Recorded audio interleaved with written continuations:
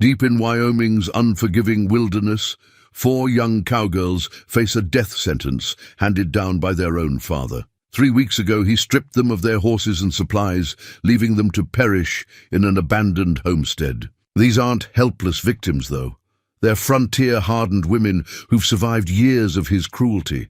Now, as winter bears down on the Bighorn Mountains, their last hope rests in a single bullet they've saved for when the cold becomes too much to bear. But fate has other plans. Mason Hawkins, a lone cowboy carrying the weight of a troubled past, is about to stumble upon their homestead. As their paths cross in this savage territory, one question remains. Will Mason's intervention save not only these abandoned daughters, but his own tortured soul as well? Before we jump back in, tell us where you're tuning in from. And if this story touches you, make sure you're subscribed, because tomorrow I've saved something extra special for you. Emma sat by the homestead's lone window, her calloused fingers tracing the worn leather cover of their mother's Bible. Inside, between pages marked with pressed wildflowers, lay the careful script of a woman who dreamed of better things for her daughters. Birth records, each written with hope. Emma Rose, eldest and steadfast, Sarah Jean, the healer, Elizabeth Grace, called Beth, with her way with horses, and Lucy Ann, the youngest, who still remembered their mother's smile. "Storm's coming," Sarah announced, setting down her gathering basket. At 19, she carried herself like someone twice her age, knowledge earned through necessity rather than years. "Found some yarrow, though.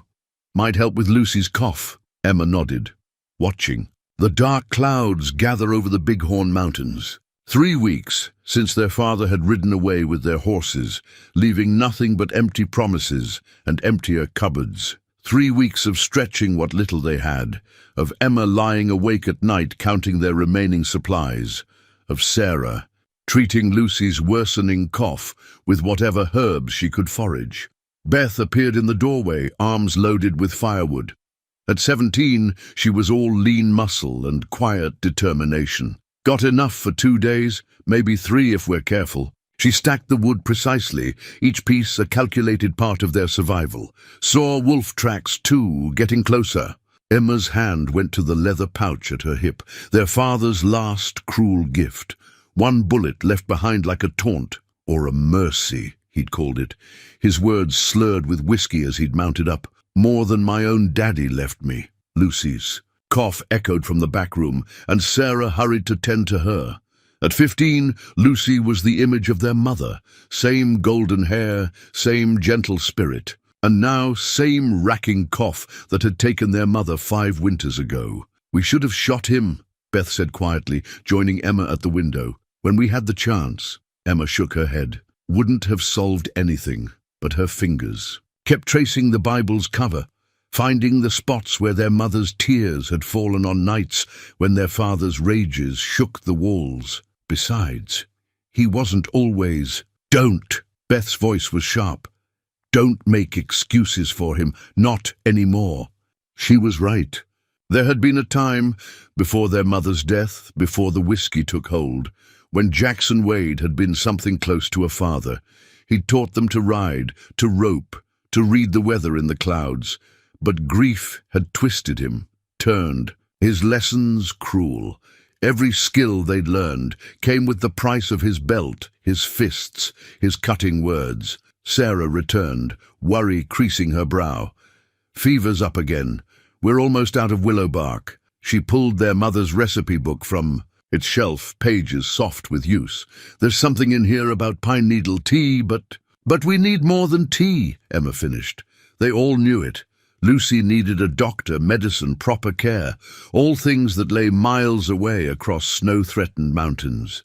The wind picked up, rattling the homestead's loose boards. Soon the passes would close, trapping them here until spring, if they lasted that long. Emma stood, tucking the Bible away in its place of honor. "Get some rest," she told her sisters. "I'll take first watch." Beth lingered, ever the protective one. "I can rest," Emma insisted. "We'll need your strength tomorrow." One by one, her sisters retreated to their shared sleeping space, leaving Emma alone with the gathering dark. She took up her position by the window, rifle across her lap, empty save for that single bullet. Their father had taught them to shoot at least, though his methods left scars both seen and unseen. The first snowflakes began to fall, tiny specks against the gathering gloom. Emma watched them dance, remembering how their mother used to say each snowflake was a wish waiting to be caught. Lucy had believed it then, spending hours trying to catch them on her tongue. Now Lucy could barely stand without help, each breath a battle. Emma's hand found the leather pouch again. One bullet, their father's idea of mercy, but she'd made a promise over their mother's grave. She'd keep her sisters safe, keep them together, whatever it took. The snow fell harder now, and somewhere in the darkness, a wolf howled. Emma gripped the empty rifle tighter and began her vigil, counting supplies in her head like a prayer. 3 days of firewood, half a sack of beans, some dried meat that needed to last weeks yet, a handful of Sarah's herbs, and one bullet waiting for the day when mercy became their only choice. But they weren't there yet. They were Wade women, after all. Their mother had taught them strength before she taught them walking. Their father had taught them survival, even if he'd meant it as punishment. They'd outlast him, outlast this winter, outlast everything but each other. Emma settled in for the long night ahead, her sisters steady breathing behind her, a reminder of all she had to protect. The snow fell, the wind howled, and somewhere out in the darkness, fate was about to take an unexpected turn. But for now, there was only the night, the cold, and 4 sisters bound by blood, determination, and a legacy stronger than abandonment. Mason Hawkins rode through the gathering storm, snow collecting on his coat like memories he couldn't shake. His hand brushed the Confederate scout badge pinned inside his jacket, not out of pride, but as a reminder of debts still unpaid. 10 years since the war ended, and he still woke some nights hearing cannon fire, still caught himself scanning horizons for enemies that no longer existed. His horse, a sturdy Mustang named Ghost, picked its way carefully through the deepening snow. Smart animal, unlike its rider. Any sensible man would have holed up days ago, waited out the storm in some town's warm saloon. But Mason had never claimed much sense, and towns held their own kind of storms. The last one still haunted him. 3 months ago, in a Dakota Territory settlement, where he'd tried to build something like a life. He'd found work breaking horses, earned enough to buy a small spread, even started courting the schoolteacher, Sarah Mitchell. For a while, it seemed the war's ghosts might finally rest. Then the fever came, swept through town like wildfire, taking Sarah and half the settlement with it. Mason had watched helplessly as everything he'd built crumbled again. The badge against his chest seemed heavier then, a reminder that some men weren't meant for peace. Ghost snorted, ears pricking forward. Mason tensed, old instincts rising. During the war, those instincts had kept him alive through 3 years of scouting behind enemy lines. Now they told him something was different about the valley ahead. He drew Ghost to a halt, studying the landscape through the swirling snow. The abandoned McCullough homestead should be nearby. He'd passed it before in better weather. Old. Jim McCullough had died 2 summers back, according to talk in the last town. Place had stood empty since, but smoke rose from the chimney now, thin and desperate against the grey sky. Could be squatters, could be outlaws, could be folks in trouble. The war had taught him the difference wasn't always clear. Ghost pawed the ground, impatient with his rider's contemplation. The horse had better sense. The storm was worsening, and they needed shelter.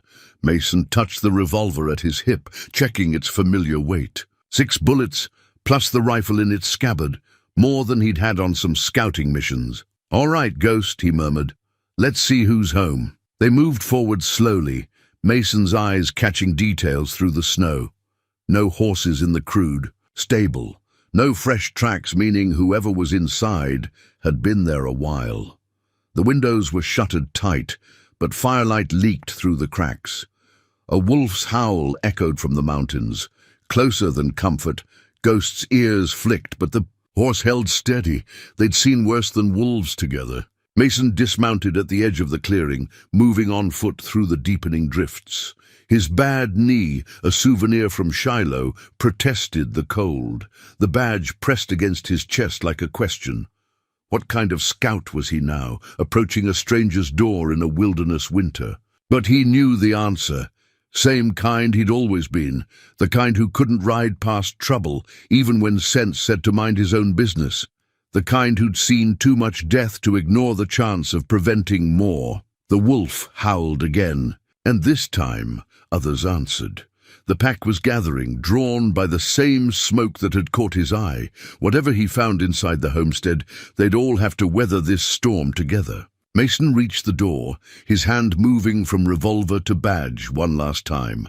Sarah Mitchell had told him once that a man could either be haunted by his past or guided by it. Maybe she'd been right about that, like she'd been right about so many things. He raised his fist to knock, wondering what ghosts waited on the other side. The knock echoed through the homestead like a gunshot. Emma's rifle was up before the sound faded, Sarah and Beth appearing beside her with silent efficiency. Only Lucy remained in the back room, her cough muffled by thick walls. "Hello, inside," a man's voice called, steady against the wind. "Got a horse needs shelter from this storm." Emma caught Sarah's eye, saw her own thoughts mirrored there. A single rider meant less threat, but also fewer witnesses if his intentions proved dark. Beth's hand tightened on the fireplace poker, crude weapon, but she'd learned to make do. "We're not looking for company," Emma called back, voice firm, despite her racing heart. A pause, then, "Storm's getting worse, wolves moving in. Rather not have to make camp outside your door, but I will if I have to." Emma shifted, keeping the rifle trained steady. An empty threat, that rifle, but he couldn't know that. She pulled an empty grain sack from beside the door, its weathered fabric telling tales of better times. "Your horse can shelter in the stable," she decided. "You can sleep in there too. We'll bring you something to eat." Another pause. Snow whispered against the walls. "Fair enough," the man agreed finally. "Name's Mason Hawkins. I'm obliged for the shelter." They listened to his footsteps crunching away, Beth keeping watch through a crack in the shutters. "Heading to the stable," she reported. "One horse, like he said. No visible weapons except a revolver and rifle." Her eyes, sharp as any scout's, caught details others might miss. "He's favoring his left leg. Old injury, looks like." Sarah was already wrapping cornbread and dried meat in a cloth. "If he's hurt, he might need—" "No," Emma cut her off. "We help him through the storm, that's all. Can't risk more than that." But Sarah's healer's instincts were roused. "Did you hear how he introduced himself? Gave his name straight out? Didn't try to force his way in? That's not how desperate men act." She had a point. Their father's friends, the ones who'd sometimes shown up drunk and dangerous, never gave their real names, never accepted boundaries so easily. Lucy's cough broke the silence, harsh and wet. Emma's resolve wavered. They needed help, or at least needed not to make enemies of the first person they'd seen in weeks. "I'll take him the food," she decided. "Beth, keep the door barred. Sarah, stay with Lucy." The storm hit her like a physical blow as she stepped outside, snow stinging her face. The stable's door was closed against the weather, warm lamplight leaking through its cracks. Emma approached cautiously, one hand on the bullet. In its pouch, if things went wrong, she'd at least take him with her. "Mr. Hawkins," she called, "bringing that food." "Come in slow," he answered. "My horse spooks easy in storms." Emma edged inside. The stable was warmer than expected, the stranger's horse sharing heat with the space. Mason Hawkins stood in the far corner, deliberately keeping his distance. His weapons lay on a hay bale, a peace offering or a trick she couldn't tell yet. "Obliged," he said as she set down the wrapped food. In the lamplight she could study him properly. Weathered face, grey threading his beard, but his eyes were clear and steady. He kept his hands visible, movements careful like he was gentling. "A wild horse. Your cough medicines," he said suddenly. "You're running low?" Emma stiffened. "Been listening at our walls? Been a scout long enough to read signs? The herbs drying by your window, willow bark, yarrow." Someone's sick in there." He nodded to the empty grain sack she still clutched. "And you're running out of more than medicine." "We manage." "Course you do, but I've got supplies on my horse, more than I need, including medicines." He turned to the horse, movements telegraphed and slow. From a saddlebag he pulled out paper-wrapped parcels. "Willow bark, honey, some dried elderberry, He hesitated. "Someone showed me how to prepare it. Good for coughs." Emma studied the offered supplies, suspicion warring with desperation. "Why?" "Because I've seen enough people die this winter." Something raw in his voice rang true. "Lost someone to fever a few months back. Nothing I could do then. Maybe something I can do now." The wind howled outside, wolves answering in the distance. Emma looked at the supplies, thought of Lucy's cough, of their dwindling food. Sometimes survival meant taking chances. "You can sleep in the house," she decided. "By the door. Try anything. And sick or not, my sisters and I will make you regret it." A ghost of a smile touched his face. "Yes, ma'am. Never doubted that for a minute." The old recipe book lay open on the table, its pages worn soft with use. Sarah's fingers traced their mother's careful handwriting as she mixed the elderberry syrup Mason had provided with her own herbs. The familiar scent of healing filled the kitchen, mingling with the aroma of coffee. Real coffee from Mason's supplies. "She was a healer too?" Mason asked from his spot by the door, respect in his voice. Sarah nodded, adding honey to the mixture. "Taught me everything I know." "Well, almost everything." She glanced at the new medicines he'd shared. "Never saw elderberry prepared quite like this." "Sarah Mitchell's method," he said quietly. "She was someone I knew, had her own way with healing." Something in his tone made Sarah look up, catching the shadow that crossed his face. But before she could ask, Lucy's cough echoed from the back room, followed by Beth's murmured comfort. "It's ready," Sarah announced, straining the mixture into a cup. She hesitated, then handed it to Mason. "Would you take it to her? Sometimes a new face makes taking medicine easier." Emma, watching from her corner, shifted but didn't object. They'd been testing each other like this all evening. Small gestures of trust, carefully measured responses. Mason carried the cup, with surprising gentleness. In the back room, Lucy sat propped up with blankets, Beth beside her. The youngest sister's eyes widened at the stranger, but there was more curiosity than fear in her gaze. "Brought something to help that cough," Mason said, his voice softer than they'd heard it. "Tastes better than it smells, I promise." Lucy managed a smile. "Can't taste worse than Sarah's usual remedies." "I heard that," Sarah called from the kitchen, and for the first time in weeks, Lucy's laugh rang through the homestead. Beth watched, Mason carefully as Lucy sipped the medicine, but her grip on the fireplace poker had loosened. When Lucy finished without grimacing, Beth's shoulders relaxed further. "Tell us about her," she said suddenly. "The healer who taught you about elderberry." Mason settled on a nearby stool, keeping his distance but present. "Sarah Mitchell. She was the schoolteacher in a Dakota settlement. Had a way of seeing right through a person, knowing what they needed before they did." His voice carried the weight of fresh grief. "Lost her to fever 3 months back."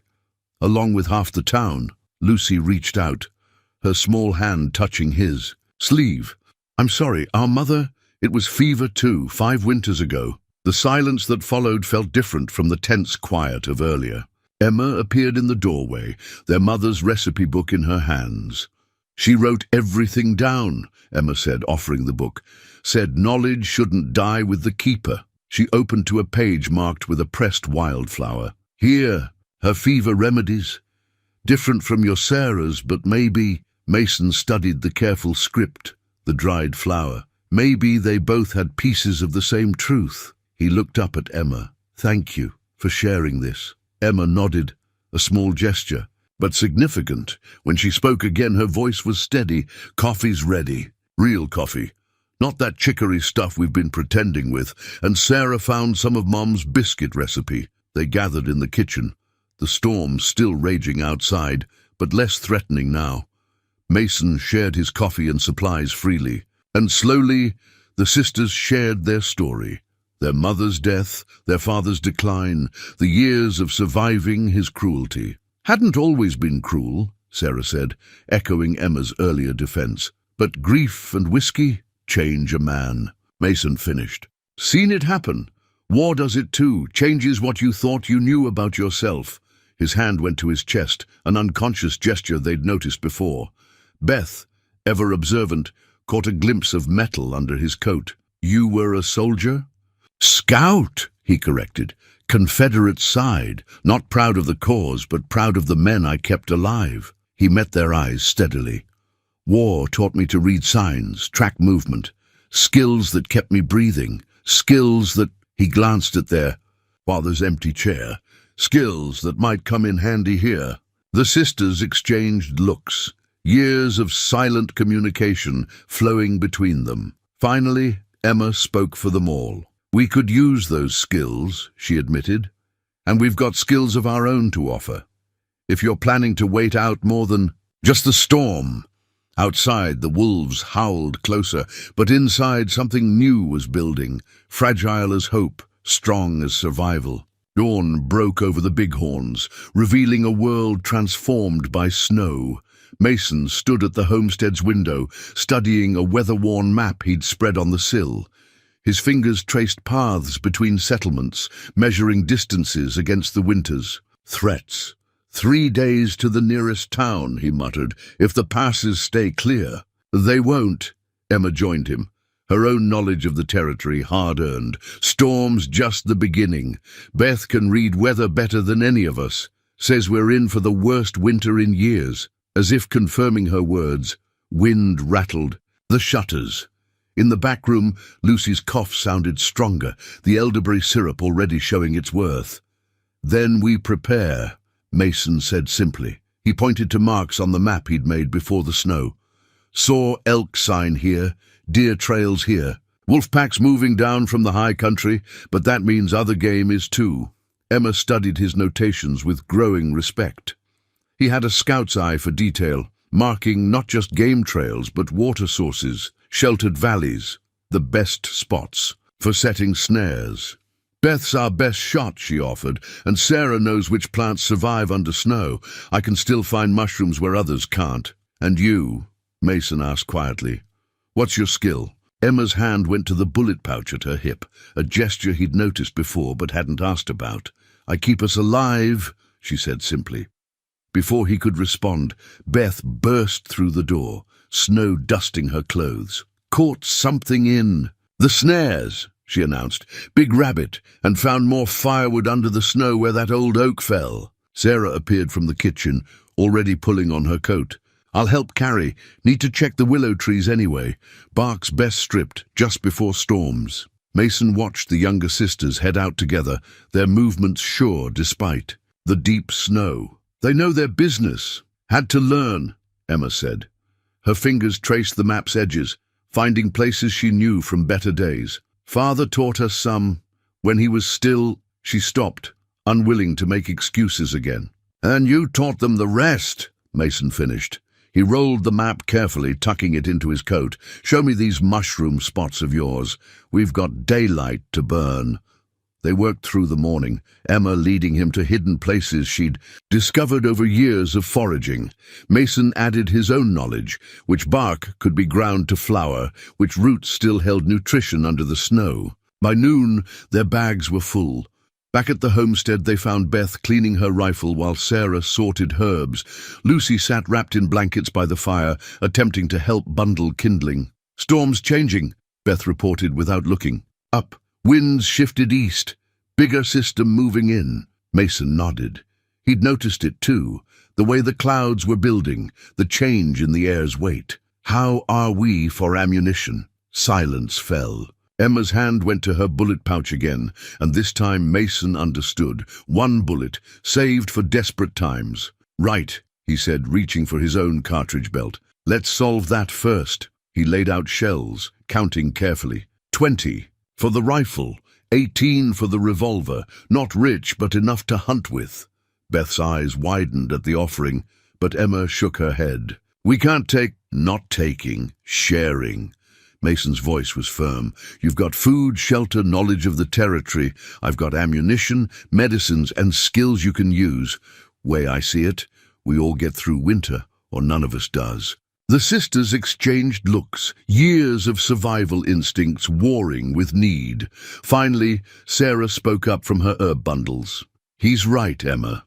We've always said we'd do anything to survive. Maybe this time that means trusting someone.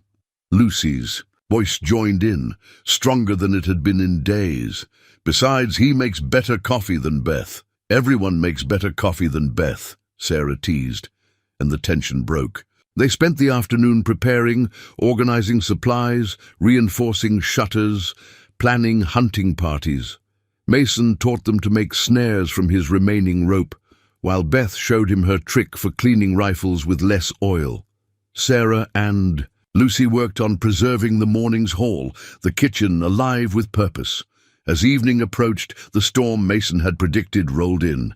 But now the homestead was ready, windows sealed, firewood stacked, meat smoking, herbs drying. They gathered around the fire, no longer strangers sharing space, but partners in survival.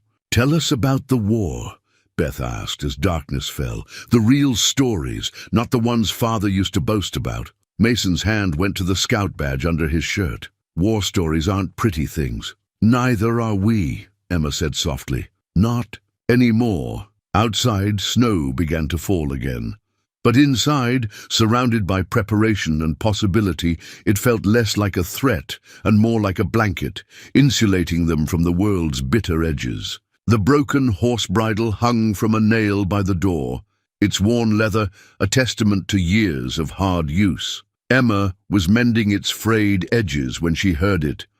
Hoofbeats, muffled by snow but drawing closer. Beth heard it too, her hand freezing, mid-stroke as she cleaned her rifle. "Riders," Beth whispered. "More than one." Mason was on his feet instantly, moving to the window with a scout's silent grace. "3 horses, coming up from the south trail." Sarah appeared from the back room, her face pale. "Lucy's fever just broke. She's sleeping." Emma set down the bridle, her fingers finding the familiar weight of her rifle. They'd loaded it with Mason's ammunition days ago, but the single bullet still rode in its pouch at her hip, a final option she prayed they wouldn't need. "Know that horse in front," Beth said, her voice tight. "Dark bay with the white sock. It's Sugar." Emma's heart clenched. Sugar, their father's mare. The horse he'd ridden away on 3 weeks ago, along with all their others. "Your father?" Mason asked quietly. At Emma's nod, he checked his revolver with practiced efficiency. "Friends with him. 2 I don't recognize," Beth reported. "But they're riding Maple and Storm, our horses." The hoofbeats grew louder, then stopped. A voice called out, rough with whiskey and familiar as old nightmares. "Girls, come welcome your dear old pa home." Emma met Mason's eyes. He read the fear there, but also the steel beneath it. "Your call," he said simply. Sarah moved to the back room, positioning herself between danger and their sleeping sister. Beth took up position by the window, rifle ready. Emma squared her shoulders and moved to the door. "What do you want?" she called back. Jackson Wade's laugh was bitter. "As winter wind. Want to see my girls. Brought some friends to help get this place running proper again. Place runs fine without you. Now, is that any way to talk to your father?" His voice hardened. "Open this door, girl. Don't make me break it down." Emma's hand tightened on her rifle. "You left us to die. Left you to learn," he shouted back. "Like my pa taught me. Ain't my fault if you're too soft to survive without—" He stopped abruptly. "Who's that by the window? Man in there with my daughters?" Beth cursed softly. Mason had been spotted. The sound of multiple weapons being drawn carried clearly through the thin walls. "Last chance, girls," their father called.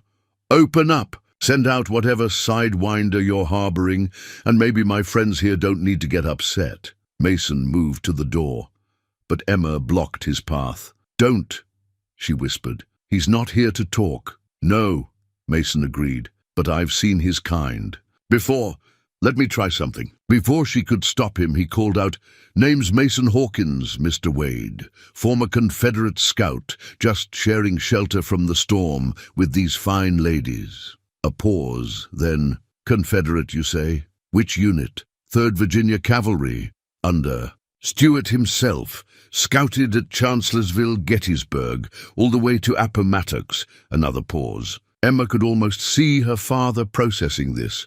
He'd always been proud of his own brief war service, though he'd seen little real fighting. "Prove it," Wade demanded. "Stuart's men had a saying before a raid." "What was it?" Mason's voice carried clear and confident. "Ride to the sound of the guns, boys. Ride to the sound of the guns." Wade's laugh held less edge now. "Well, hell, why didn't you say so? Open up, let's talk proper." "Sir," Mason called back, "with respect, I think we'd best talk through the door. Your girls have worked hard getting this place ready for winter. Be ashamed to waste their efforts on unnecessary violence." "Unnecessary." One of Wade's companions spoke up, voice slurred with drink. "Ain't nothing unnecessary about teaching respect to ungrateful brats." Emma felt Beth shift beside her, taking aim through the window. Sarah's breathing was steady behind them, ready to protect Lucy at any cost. "Mr. Wade," Mason continued, his tone still careful, but with steel underneath. "I've seen too many good men lose themselves after the war, seen what grief and whiskey can do. But I've also seen men find their way back. Don't you preach to me about my girls." Wade's voice cracked like a whip. "They're mine to teach, mine to raise up strong." "They're plenty strong already," Mason said quietly. "Strong enough to survive 3 weeks of winter alone. Strong enough to take in a stranger and judge him fair. Strong enough to hope their father might remember the man he used to be." Silence fell, broken only by the wind and the nervous shuffling of horses outside. Emma held her breath, feeling the weight of the moment press against her chest like physical pain. Finally, Wade spoke again, his voice different, older, tired. "You got supplies in there, food, medicine?" "Yes, sir," Mason answered. "Enough to share if you're willing to talk peaceful." A long pause, then the sound of a rifle being holstered. "Mount up, boys," Wade ordered his companions. "Storm's coming." "Back around. We'll find shelter elsewhere." "Sir," one of them started to protest. "I said mount up." Wade's voice cracked with authority. They heard horses being turned, but then Wade called back one last time. "Scout!" "Sir, you keep them safe, you hear? Keep my girls safe, or I'll be back, and next time won't be for talking." "Understood, sir." They listened to the hoofbeats fade into the storm. Only when they were completely gone did Emma lower her rifle, her hands shaking. Beth moved to her side, Sarah emerged from the back room, and Mason watched them all with quiet understanding. The broken bridle still hung by the door, but now it seemed less like a reminder of the past and more like a marker of change, of old bonds broken and new ones being forged in their place. Lucy's fingers traced the lines on the hand-drawn route map, her touch lingering on the carefully sketched landmarks Mason had added. 3 days to Carson's Creek, she read. Then 2 more to Willow Valley, if the weather holds, Mason confirmed. He'd spent the morning sketching the route, adding details from memory, sheltered campsites, water sources, places to avoid. Valleys got good grazing, natural barriers against the wind. Could build something there come spring. Emma studied the map over her sister's shoulder. A week had passed since their father's visit, and each day brought fresh signs that they couldn't stay at the homestead. Tracks in the snow showed riders circling at a distance, watching. The wolves grew bolder, drawn by the scent of their dwindling supplies. "Willow Valley's a long way," she said carefully, "and Lucy's still recovering."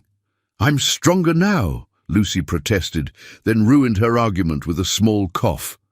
The fever had broken, but weakness lingered in her limbs.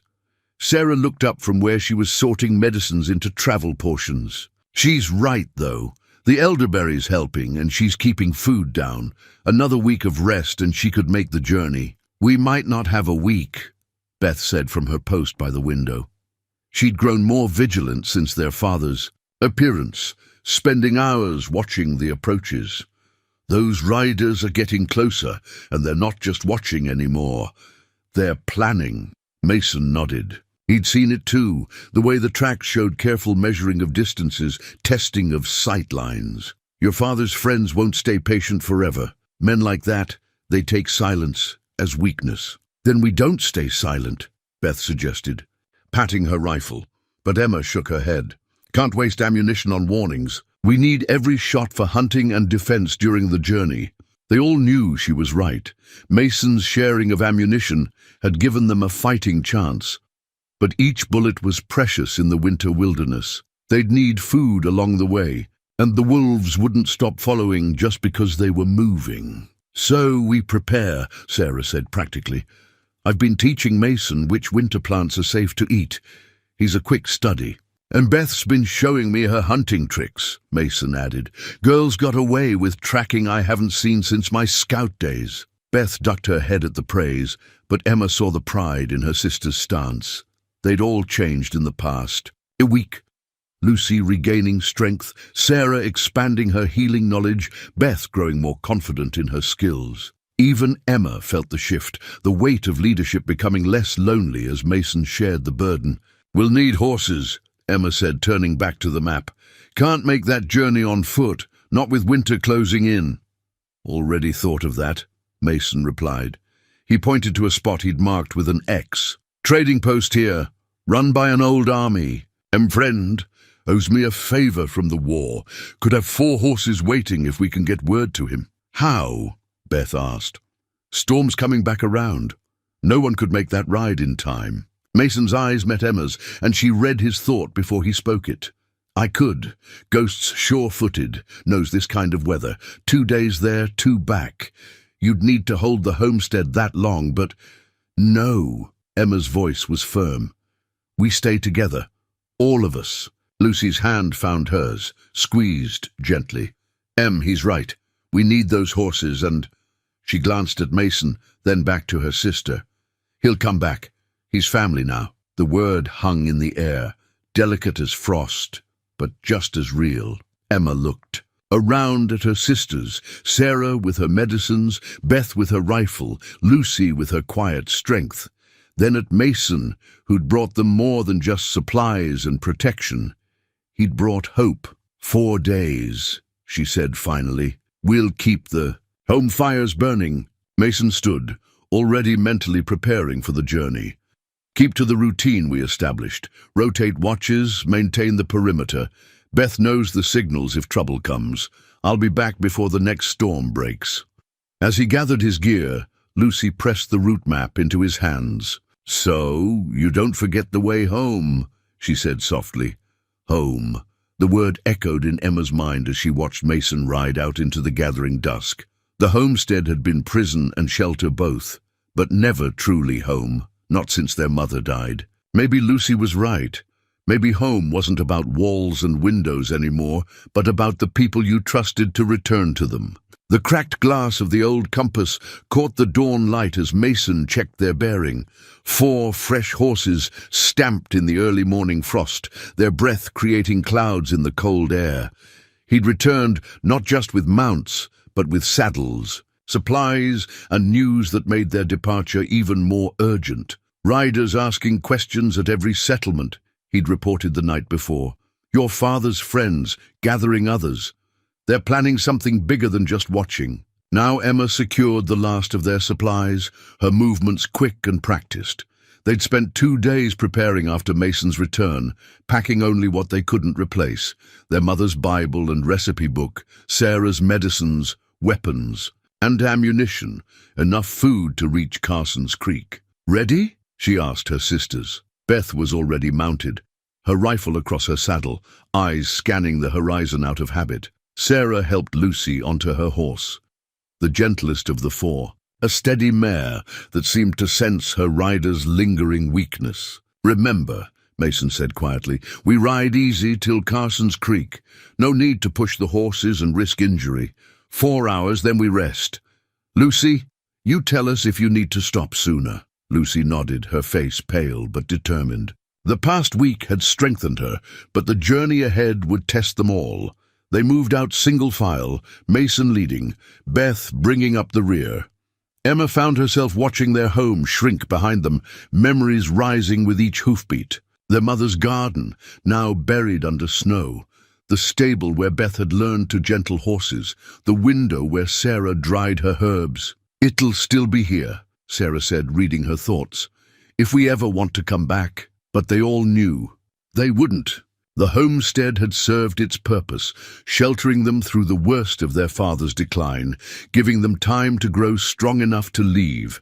Now it would stand empty, a marker of their past, but not their future. The compass swung steady, in Mason's hand as he led them north, following the route they'd memorized. Each carried a copy of the map, carefully wrapped and protected. Mason's insistence, born of war experience. "Never know when you might get separated," he'd said.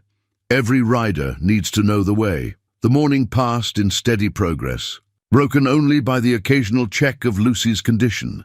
She rode better than they'd feared, years of horsemanship overcoming physical weakness. When they stopped to rest the horses, her smile was tired but genuine. "Look," she said, pointing. "To tracks in the snow. Deer pass through here, heading the same way we are." Beth examined the tracks with professional interest. Small herd, maybe 6, moving slow, conserving energy. "Good sign," Mason agreed. "Deer know the safe routes. Deep snow up high is pushing everything down to the valleys we'll be following." They ate a cold lunch, saving firewood for when they'd truly need it. Sarah checked Lucy's breathing, added honey to her tea, made notes in their mother's recipe book about which medicines traveled best. Emma found Mason studying the compass again, his expression troubled. "Something wrong?" "Storm coming," he said quietly. 2 days out, maybe 3. Bigger than the last. We'll be at Carson's Creek by then." "Should be, but the wind's shifting. Might have to adjust our route." He pointed to a line of hills ahead. Original plan was to go through that pass, but if the storm hits early, we'd be trapped, Emma finished. She understood now why he'd been studying the compass so intently. Their planned route was the fastest, but also the riskiest. Beth joined them, having overheard. "There's another way, longer, follows the river. A valley, more shelter, more game, but adds a day to the journey." Mason nodded, was thinking the same. "Your call, Emma." She looked at her sisters. Lucy's determined face, Sarah's quiet confidence, Beth's steady strength. They'd trusted her to lead them this far. Now she had to choose between speed and safety, between the known path and the longer road. The compass gleamed in Mason's hand, its cracked glass somehow making it more honest, like them, damaged but still true to its purpose. Emma made her decision. "We take the river valley," she said. "We've survived this long by being careful. No reason to stop now." As they mounted up to continue, a wolf's howl echoed from the hills they'd decided to avoid, like an omen confirming their choice, or a reminder that sometimes the longest road was also the wisest. Emma stared at her worn boots, now caked with snow and mud from leading her horse through treacherous ground. The river valley had seemed the safer choice 3 days ago, but now the rising water threatened to prove them wrong. Spring melt was coming early to the mountains, turning the once frozen river into a dangerous mix of ice and rushing water. "Ground's not stable here," Mason called from ahead, where he tested each step before letting the group advance. "River's eating away." At the bank, Beth had dismounted to help him probe the ground with long branches, her experienced eyes reading the terrain. "Water's rising faster than it should. Must be warm up high." Sarah kept close to Lucy, both still mounted but ready to dismount if needed. Lucy's strength had grown with each day of travel, but this kind of careful walking would drain anyone's energy. "There," Beth pointed suddenly. "See that game trail cutting up the slope? Deer would know the solid ground." Mason nodded approvingly. "Good eye. Might have to leave the horses, though. Path looks narrow." Emma studied the steep trail. Beth had spotted. It would take them away from the increasingly dangerous river, but the climb would be brutal. Yet staying near the water meant risking a collapse of the undermined banks. "Lucy," she asked, letting her youngest sister make the call. They'd all learned to trust each other's expertise over the past days. Beth with tracking, Sarah with healing, Mason with weather. Lucy, despite her illness, had shown an uncanny instinct for judging their limits. Lucy considered the trail, then the threatening river. Up, she decided. Rather be tired than drowned. They spent an hour leading. The horses up the game trail, picking their way between rocks and patches of treacherous snow. The path was barely wide enough in places, forcing them to press against the slope as the horses squeezed past. But Lucy had chosen well. The ground was solid, offering sure footing despite the steep angle. Halfway up, they found a relatively flat area wide enough to rest. Sarah immediately checked Lucy, but their youngest sister waved off the concern. "I'm fine," she insisted. "Better than fine. Feel stronger every day." It was true. The pale, coughing girl from the homestead was becoming a memory, replaced by someone who faced each challenge with growing confidence. They all were changing. Emma realized. Beth moved with a scout's awareness now, reading sign and terrain as naturally as breathing. Sarah had expanded her healing knowledge, combining her mother's teachings with what she'd learned from Mason about battlefield medicine. And Emma herself. She touched the bullet pouch at her hip, now carrying more than just that single round. Of desperation, the weight felt different, no longer a last resort but a resource, a choice. Mason appeared beside her, offering water from his canteen.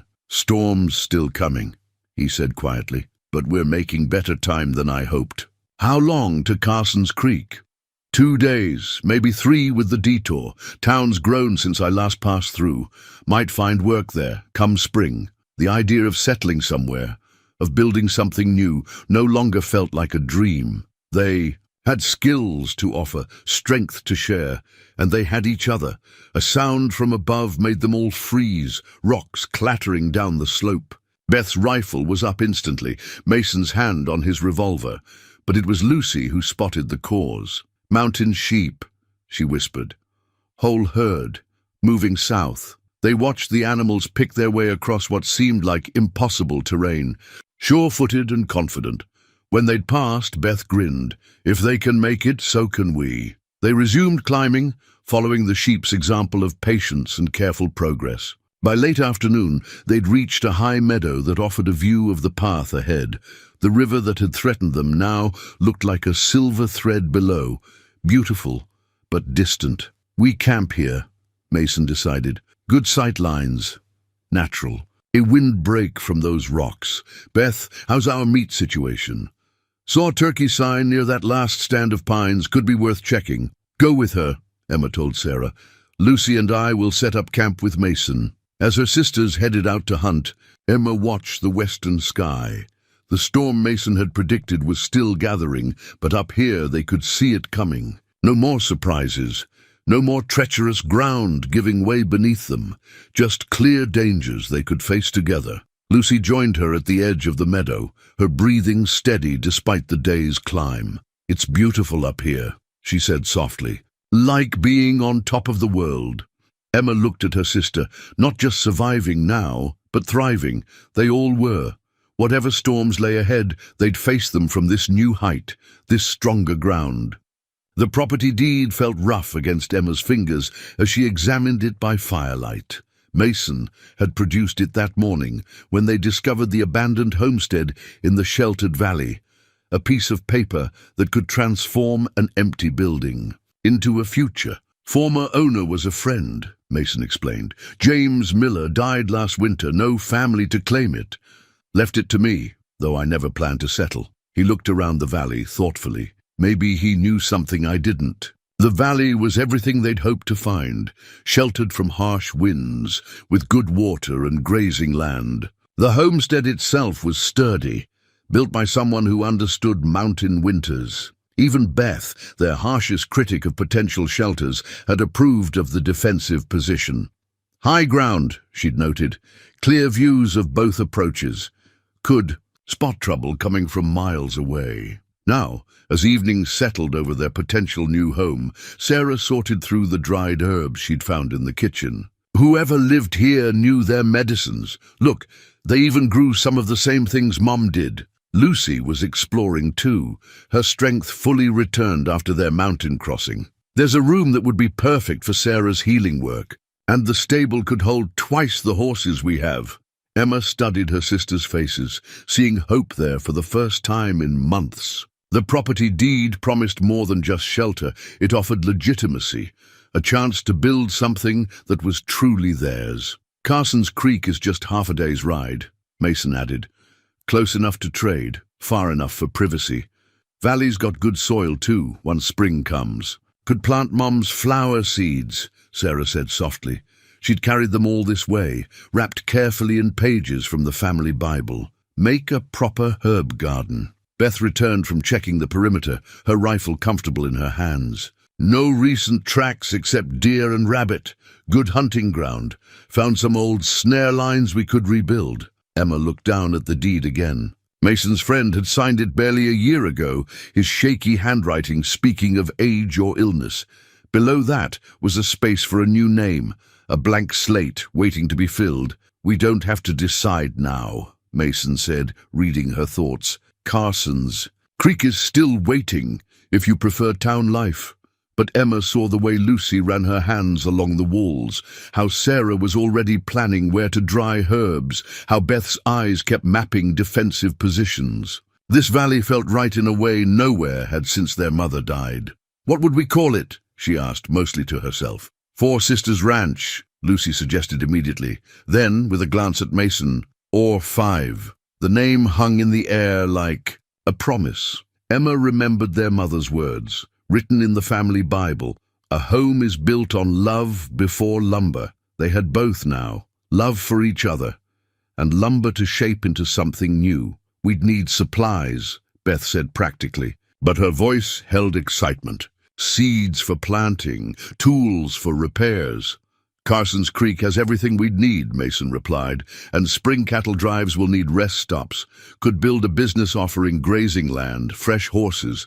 Sarah was already making lists in their mother's recipe book, adding ranch needs alongside healing recipes. Could offer medical help too. Next nearest doctor's 2 days' ride from here. Emma felt the potential of it all. Not just survival, now, but a chance to thrive.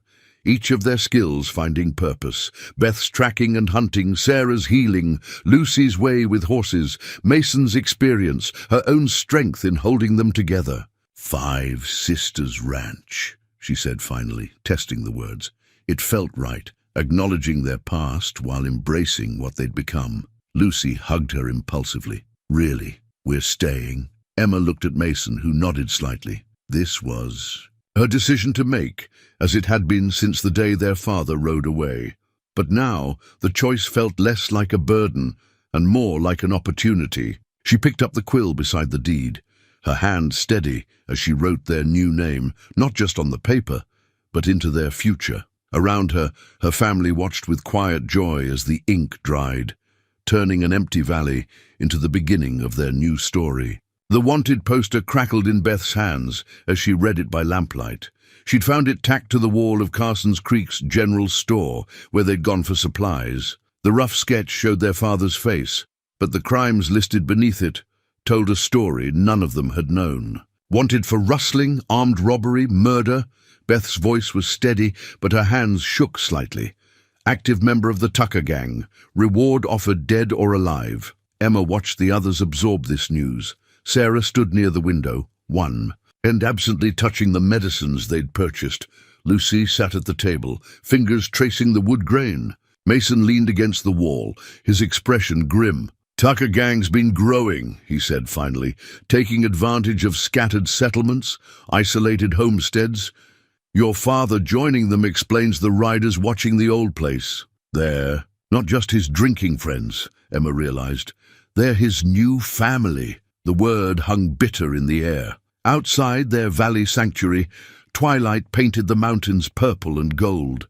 3 days they'd been here, already beginning to feel safe. Now the wanted poster reminded them that safety was never guaranteed. Town sheriff says they've hit 3 homesteads this month, Beth continued, getting bolder, taking everything valuable, burning what they can't carry. Sarah's medical supplies suddenly seemed more precious. Lucy's hand went to the family Bible, as if ensuring it was still safe. Everything they'd built, everything they planned to build, it all felt fragile now. "We're not running," Emma said, reading their fears. "Not again." "No," Mason agreed. "But we prepare." He moved to the table, spreading out a map of the territory. "Gang this size needs certain things: water sources, hidden camps, escape routes. Beth, what did you see around the old homestead?" Beth joined him at the map, her tracking knowledge, finding new purpose. Tracks showed they're using the high passes here and here, probably have a camp in this valley, good water hidden from main trails. "Sheriff's offering to deputize settlers," Sarah added quietly, "creating a network to warn of gang movements." Emma studied the map, seeing their valley with new eyes. What had seemed like perfect isolation now looked like vulnerability. But they had advantages too. Beth's tracking skills, Mason's tactical knowledge, their combined strength. "We need allies," she decided, "other settlements, traders who pass through." "Carson's Creek merchants already like us," Lucy pointed out. "Sarah's medicines, Beth's hunting skills, we're becoming valuable to them." Mason nodded approvingly. "Community's the best defense against outlaws. Gangs strong, but they can't watch everything at once." They spent the evening planning, marking defensive positions, establishing signals with nearby homesteads, arranging storage for emergency supplies. Beth and Mason talked about training the horses for quick escapes. Sarah listed medicines that traveled well, plants she could grow for trading. Lucy, who'd been quiet, suddenly spoke up. "We should teach others what we know." They all turned to look at her. She continued, more confident. "Beth's tracking skills, Sarah's healing, Mason's tactics. If we share knowledge, everyone's stronger." Emma felt pride surge through her.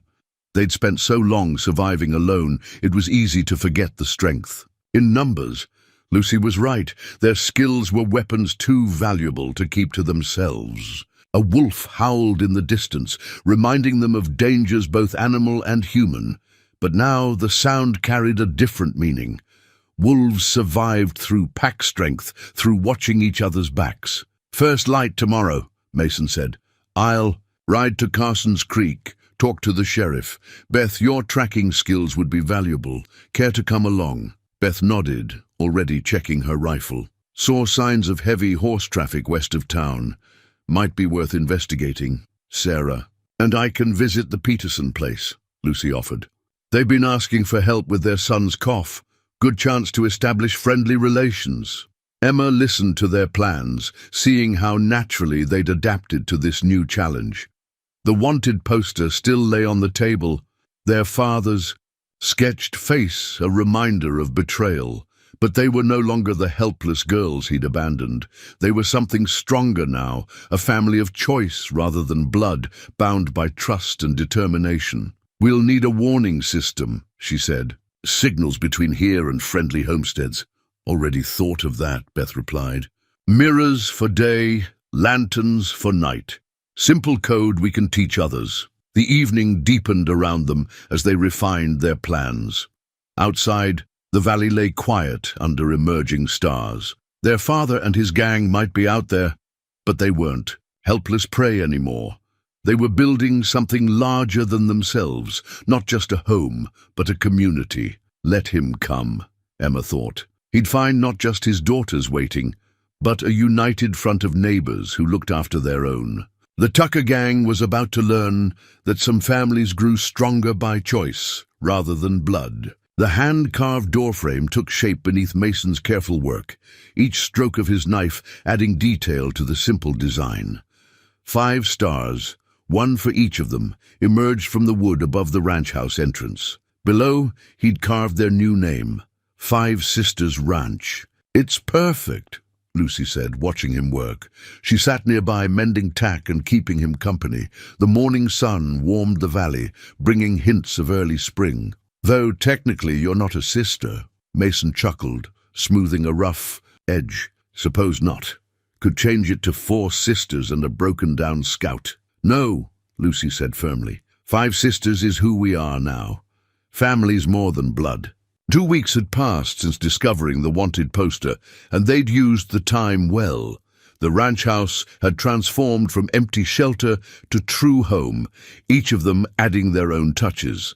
Sarah's herb garden was already sprouting in boxes. By the windows, waiting for winter's final retreat. Beth had built hidden caches for weapons and supplies, marking their locations on a map only family could read. Emma appeared from the barn, where she'd been working with their newest acquisitions, 2 more horses purchased from passing traders. Looking good, she said, admiring the doorframe. Strong and welcoming at the same time. That was their goal now, to build a place that could be both fortress and sanctuary. The defensive measures were subtle but effective. Beth's carefully placed mirrors could flash warnings visible for miles. Sarah's medical supplies were distributed between multiple hidden storage spots.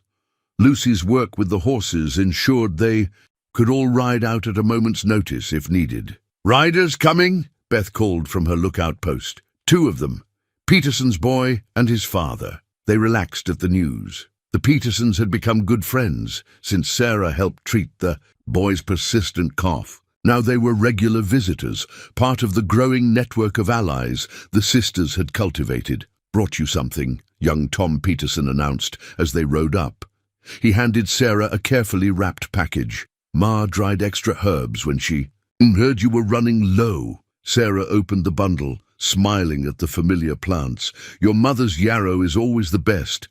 Tell her thank you." While Sarah and Tom discussed herbs, Peterson spoke quietly with Mason and Emma. "Saw strange tracks west of our place. Multiple horses riding heavy. Might be nothing, but better to be careful," Emma finished. Their warning system was working. Each homestead watching out for the others, sharing information that could mean the difference between safety and disaster. Lucy led the horses to water, while Beth showed Tom her latest hunting techniques. The ranch was becoming what they'd hoped, not just their sanctuary, but a place where others could find help and friendship. "Coming along nicely," Peterson said, looking around at their improvements. The barn was stronger now, its walls reinforced. New fencing marked pasture boundaries. Even the garden was designed for both beauty and practicality, with healing plants growing alongside vegetables. "Still more to do," Emma replied, but her voice held pride. Each day brought progress, not just in building, but in binding their community together. After the Petersons left, they gathered for the evening meal. Another ritual that marked this place's home. Sarah's stew simmered with fresh herbs, bread from Carson's Creek filled the air with warmth, and their mother's recipe book lay open nearby, adding new ranch recipes beside the old healing ones. "Got the last mirror installed," Beth reported between bites. "Can signal clear to Thompson's Ridge now. And I've been teaching Mary Peterson about wound care," Sarah added. "More healers in the valley means everyone's safer," Mason finished, his stew looking thoughtful. "Town sheriff says Tucker gang's been quiet lately. Too quiet, maybe. Let them come," Lucy said with quiet confidence. "We're ready." Emma touched the bullet pouch at her hip, no longer carrying just 1 round. Of desperation, but now a symbol of their readiness to defend what they'd built. The single bullet remained inside, a reminder of how far they'd come from that day their father rode away. The doorframe's 5 stars caught the evening light, casting star-shaped shadows across their table. Each point of light marked not just their presence, but their promise to each other and their growing community. They were building more than a home. They were building a future, one carved star at a time. The sisters' lucky coin spun on the table, its worn surface catching lamplight as Beth signaled another rider approaching. Emma snatched up the coin, their mother's last gift to Lucy, now used to signal danger. 1 spin meant friendly visitors. 2 meant strangers. 3... The coin spun 3 times before Beth's voice cut through the dawn quiet. "Tucker gang, at least 8 riders." They moved with practiced efficiency, each knowing their role. Sarah secured the medicines and documents. Lucy readied the horses in the concealed back stable. Mason and Beth took their positions at the defensive points they'd prepared weeks ago. Emma touched the bullet pouch at her hip, then drew her rifle. Through the morning mist, she could make out the riders approaching, and at their head, a figure she'd hoped never to see again. "Hello, girls!" Jackson Wade's voice carried across the valley. "Your dear pa's come to call." Emma stayed silent, watching through the rifle sight. Their father sat his horse with the same arrogant slouch she remembered, but now she saw what she'd missed before. The hardness in his eyes, the way his companions spread out with practiced precision. This wasn't just their drunken father anymore. This was a gang leader who'd killed before. "Now, don't be shy," he continued, reining his horse closer. "Got some friends here eager to meet my talented daughters. Here you've built quite a place for yourselves." Beth's voice came soft from her hidden position. "Got the shot if you want it." Emma remembered their father's last visit, how Mason's words had turned him away.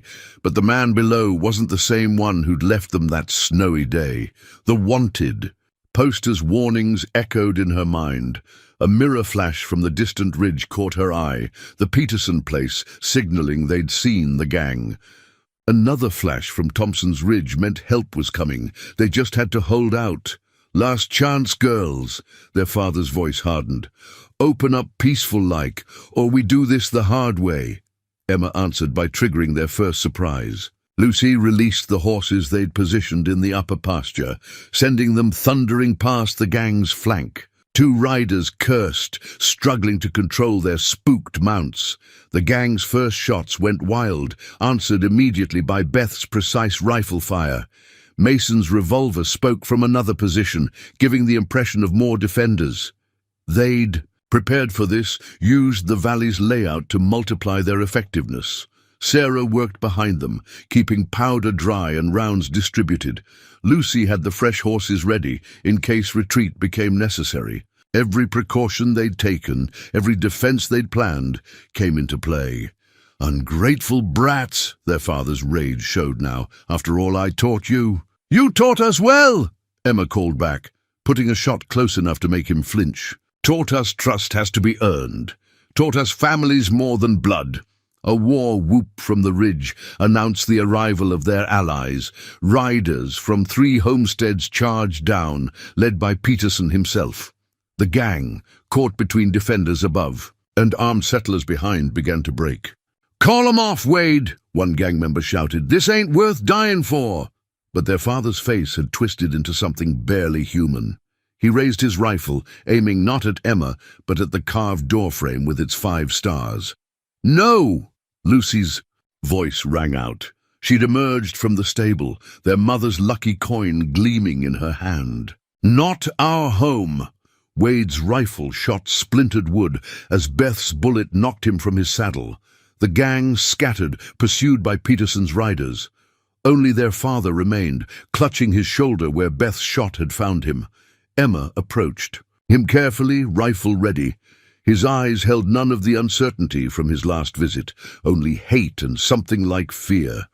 "Do it," he spat. "Finish your poor father off." Emma's hand went to the bullet pouch, touching the single round that had once represented their last hope. Now it represented a choice. "No," she said quietly. "You'll face the law, not a bullet. That's the difference between us. We build things, you only destroy." The sheriff's posse arrived to find Wade secured and his gang scattered. As they led him away, Emma looked at the damaged doorframe. The bullet had scarred but not destroyed the 5 stars. Like them, it had endured. Lucy retrieved her lucky coin from where she'd dropped it, rubbing its surface clean. Sarah tended a graze on Beth's arm, while Mason and Peterson organized riders to track the remaining gang members. "Some luck," Beth said, nodding at the coin. "Brought the whole valley together." Emma looked around at their defenders, neighbors who'd come running at the first signal, friends they'd made through sharing skills and help. The coin had been lucky, but they'd built something stronger than luck. Community. "Families more than blood," Lucy repeated softly, pressing the coin into Emma's hand.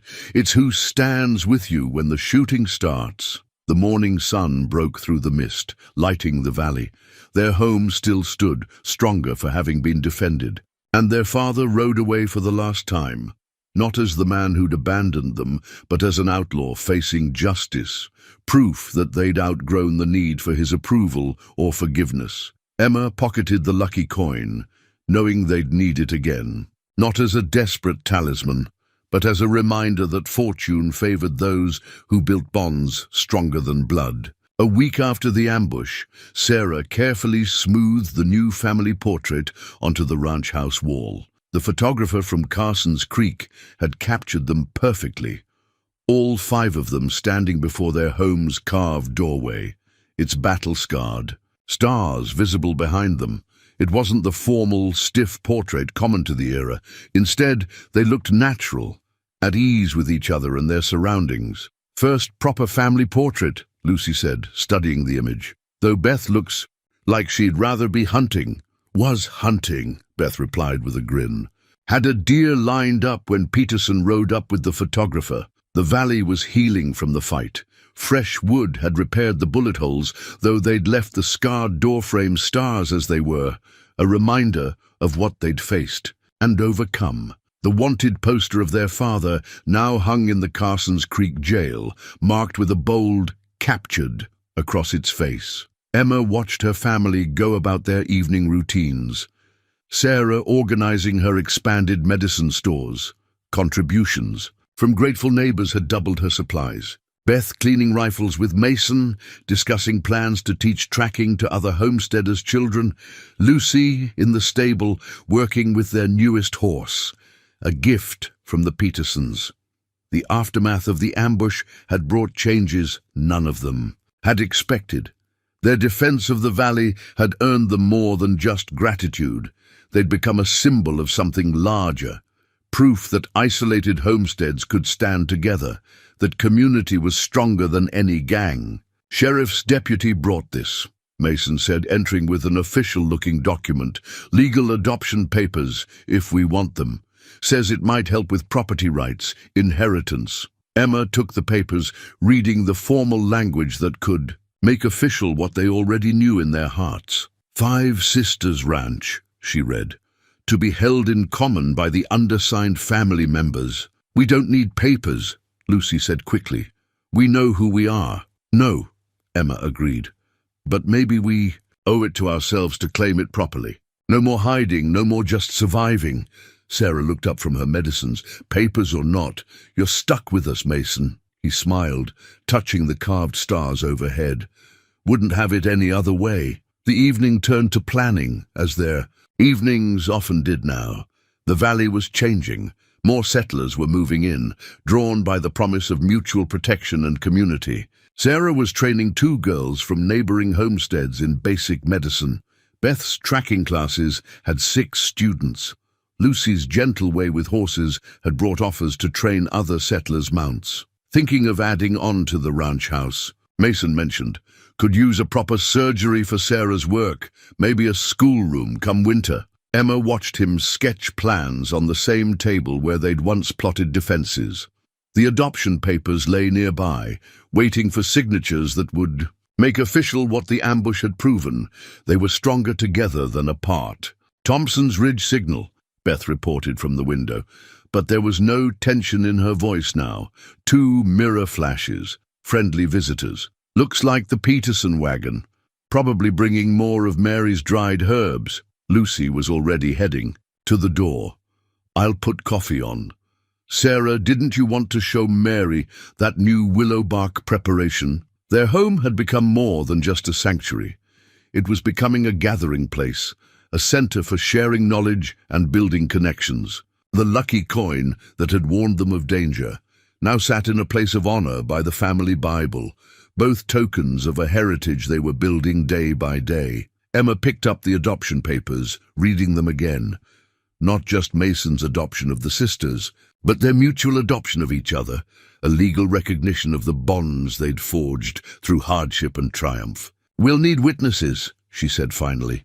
"Got a valley full of those," Beth replied. "People who've seen exactly what this family means." The Petersons' wagon was visible now, making its way up the valley road. Behind it, another wagon followed. More visitors, more connections, more strands in the web of community they were weaving. Sarah began setting out cups for coffee, while Lucy arranged fresh-baked bread on their mother's old plates. Beth and Mason moved to welcome their guests, their movements comfortable, coordinated. Emma touched the family portrait, 5 faces smiling back at her. Not the frightened girls their father had abandoned, but strong women who had built something he could never understand. And beside them, a man who had helped them find not just safety, but purpose. The adoption papers would make it official, but the truth had been carved in those 5 stars all along. Family was more than blood. It was choice and trust, strength and understanding. It was building something new from the ruins of the old. The old pocket watch lay heavy in Emma's hand as she sat in the Carsons Creek courthouse. Their father's timepiece, taken from him during his arrest, now served as evidence of his crimes, each scratch and dent marking a robbery, each stain hinting at violence. "The territory court is ready," the sheriff announced. "They'll want to hear from all of you." Emma looked at her sisters, gathered together on the wooden bench. 2 months had passed since the ambush, time spent building their ranch while their father sat in jail. Now they faced him one last time, not as victims seeking justice, but as witnesses ensuring he couldn't hurt others. Mason sat beside them, his quiet strength familiar as always. The adoption papers had been signed last week, witnessed by half the valley. Today, they'd face their past together, then ride home to their future. "All rise," the bailiff called. "Territory court is now in session." Their father shuffled in, chains rattling. He'd aged in prison, his arrogance weathered by confinement. His eyes found them, searching for weakness, but found only steady gazes in return. "Jackson Wade," the judge intoned, "you stand accused of multiple counts of robbery, rustling, and murder. How do you plead?" "Not guilty," Wade spat, "my own flesh and blood turning against their father. After all I taught them." "You taught us plenty," Beth interrupted, her voice carrying. "Taught us to shoot, to ride, to survive. We used those lessons, just not the way you intended." The prosecution presented its case methodically. Each witness added pieces to the picture of the Tucker gang's reign of terror. Peterson testified about stolen cattle. Thompson spoke of burned homesteads. The sheriff detailed the gang's patterns of violence. Then came their turn. One by one, the sisters took the stand. Sarah described years of abuse hidden behind closed doors. Beth recounted hunting trips that were really gang reconnaissance. Lucy spoke of their mother's death and their father's decline. Emma went last, the pocket watch cold in her hand as she faced him. "He left us to die," she testified, "with one bullet as his idea of mercy. But we didn't die. We lived, we grew stronger, and we built something he never could, a real family." Their father lunged forward, rage breaking through his prison-learned control. "Ungrateful whores, I should have finished you all." The outburst sealed his fate. The jury deliberated barely an hour before returning their verdict, guilty on all counts. "Jackson Wade," the judge pronounced, "I sentence you to life imprisonment in the territorial prison. You'll have a long time to think about the family you lost and the violence you chose." As guards led him away, Wade turned for one last attack. "You think you're better than me? Think your fancy ranch and new family makes you special? You're still mine. My blood runs in your—" "No!" Emma's voice cut through his rant. She held up the pocket watch. "Your time with us is done. We're keeping this, not to remember you, but to remember what we overcame." Wade's face twisted, but for the first time, Emma saw something crack behind his rage. Recognition, perhaps, of all he'd thrown away. Then he was gone, taking his hatred with him.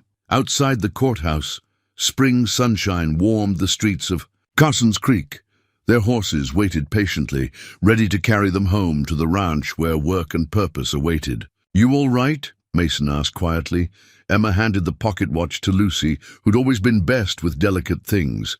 "Better than all right, we're free." "Been free a while," Beth pointed out, mounting her horse. Just making it official. Sarah smiled, checking her medical bag out of habit. Speaking of official, Mrs. Peterson's baby's due any day. We should head back. They rode home together, the courthouse and their father's fate shrinking behind them.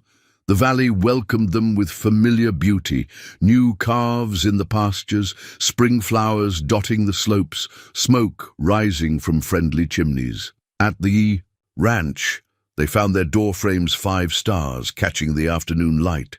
The adoption papers lay on the table inside, next to their mother's Bible and Lucy's lucky coin. And beside them, a new document, the deed to the adjacent valley, purchased with money saved from their growing trade in horses and healing. Room to expand, Mason said, watching their reactions. Build something bigger than ourselves. Lucy picked up the pocket watch, studying its scarred face. Could melt this down, she suggested. Beth needs new bullet molds. They laughed at that. Transformation complete, the last remnant of their father's influence turned to something useful. Emma touched the bullet pouch at her hip, empty now of its desperate round. They'd never needed that last resort bullet. They'd found better ways to survive. Time for evening rounds, Beth announced, practical as always. Saw deer sign near the north pasture. They moved through their evening routines, each task a quiet celebration of the life they'd built. Their father's watch ticked away in Lucy's. Clever hands, marking not his time anymore, but their own, measured in moments of trust, growth, and family chosen rather than forced. Outside, the valley lay golden in spring light, promising tomorrow's possibilities. The ranch sign caught the morning sun, its fresh paint declaring 5 Sisters Ranch to all who passed. Below the name, smaller lettering listed their services: horse training, healing, hunting instruction. Emma smiled at the recent addition, all welcome. Summer had transformed their valley. The herb garden overflowed with healing plants, some transferred from their mother's original patches. New corrals held horses waiting for training, while students practiced tracking. In the surrounding hills, the ranch had grown beyond their dreams, becoming something their father could never have imagined. "Rider coming," Beth called from her usual post. "Looks like Marshal Jenkins." They'd been expecting him. News of their success had spread, and the territorial marshal wanted to establish a relay station for his riders. 5 Sisters Ranch, with its central location and growing reputation, was his first choice. Sarah emerged from her surgery, where she'd just finished treating a trader's broken arm. "Lucy's down at the creek with her students. Should I fetch her?" "No need," Emma replied. "She's earned her teaching time." Lucy had discovered a gift for working with troubled horses and their owners alike. Her gentle methods drew people from 3 territories, each success building their reputation further. Marshal Jenkins rode up, his manner respectful, a far cry from the early days when men had dismissed them as just girls playing ranch. "Ladies," he greeted them. "Mason around?" "Helping the Petersons with their barn raising," Beth answered. "But we can discuss the relay station. Emma handles contracts." The marshal nodded, unsurprised. Everyone in the territory knew that while 5 Sisters Ranch welcomed all, it was run by the sisters themselves. Mason was family, but he'd never tried to take charge, something that had earned him respect from more than just his adopted sisters. Inside, Emma laid out their terms. The ranch would provide fresh horses and riders for the marshal's mail, service, plus a safe haven for his men. In return, they'd receive not just payment but official recognition as a territorial way station. "Seems more than fair," Jenkins said, signing the contract. "Truth is, you've already made this valley safer than a dozen marshals could, where you've brought folks together, taught them to help each other." Emma thought of their father in his prison cell, how he'd tried to teach them that trust was weakness. The ranch was their answer to that lesson, proof that strength came from building connections, not walls. Outside, Lucy's voice carried from the creek, instructing her students in horse handling. Beth's tracking class practiced reading signs in the summer dust. Sarah's newest apprentice sorted herbs in the garden. "Sometimes," Emma said, People just need a chance to learn better ways. The marshal tipped his hat, understanding in his eyes. He'd seen too many settlements fail from fear and isolation. Five Sisters Ranch offered an alternative, a place where skills were shared, where neighbors looked out for each other. After he rode out, Emma walked the ranch's expanding boundaries. New cabins housed students staying for extended training. The surgery wing Sarah had dreamed of was nearly complete. Beth's hunting classes had grown so popular they'd had to build a separate practice range. Mason returned as evening approached, dust from the barn coating his clothes. "Peterson sends thanks," he reported, "and Mary's asking if Sarah can spare any more of that willow bark tea. Baby's keeping her up nights." Emma smiled.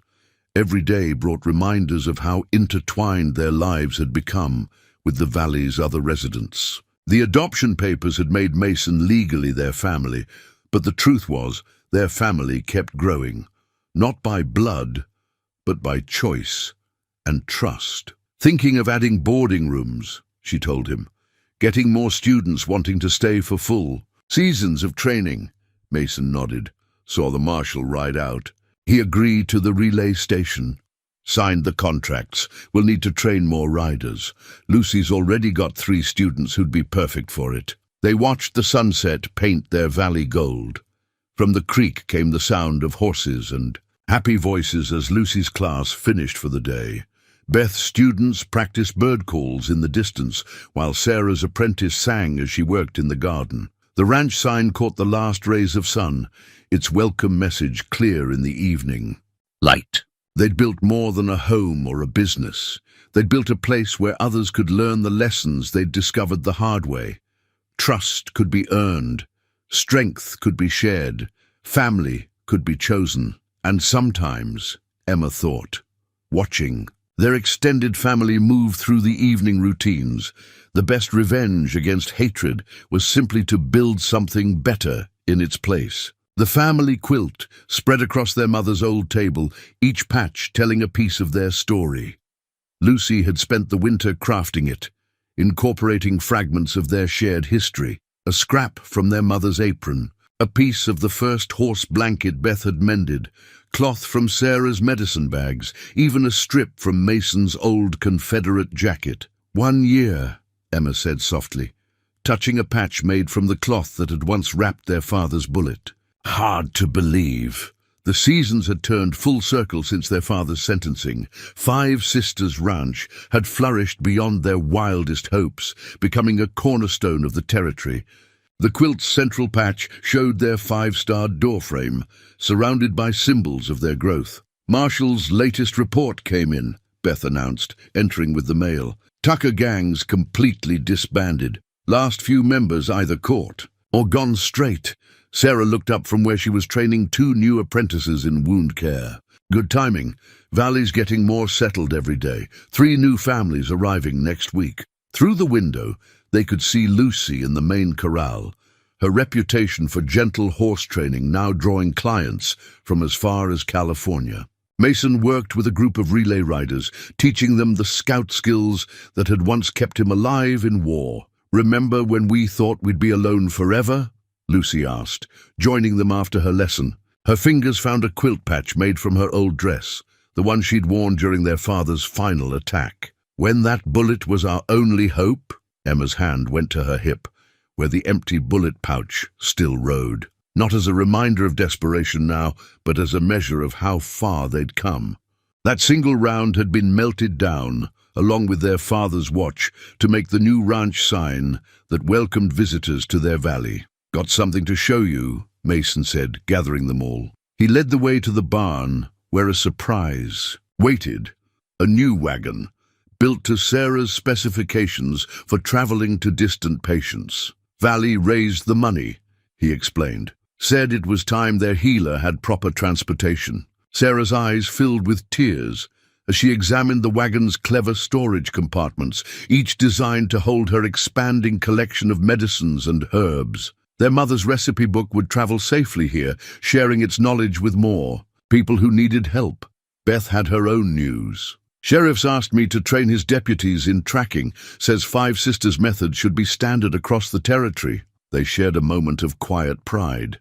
Their ways of doing things, teaching rather than hoarding knowledge, building trust instead of walls, had proven stronger than any gang's threats or any father's cruelty. The quilt's edges showed their future plans: new training areas, expanded stables, proper schoolrooms for their growing classes.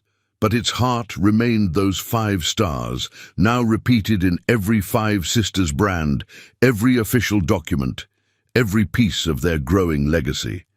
Mail coach brought something else. Beth remembered pulling out a newspaper. Carson's Creek Gazette did a piece on us. Five Sisters Ranch, how one family changed the valley. They gathered around to read, each finding pieces of their story told for others to learn from. The article spoke of their triumph over abandonment, their building of community, their proof that family could be forged by choice and strengthened by trust. Evening brought their extended family together, as it always did now. Students, apprentices, relay riders, and neighbors shared meals and stories in the ranch house their father had meant as their prison. The quilt draped over their mother's table, its patches glowing in lamplight, each one a testament to survival, transformed into triumph. Lucy's voice rose over the happy chaos. "Should we tell them about the new territory contract?" Emma smiled.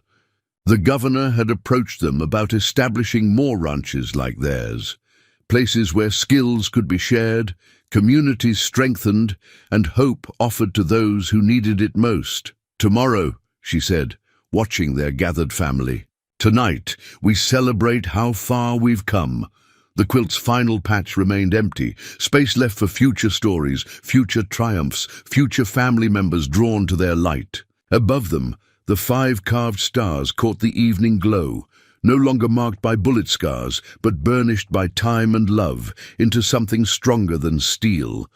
They had built more than a ranch.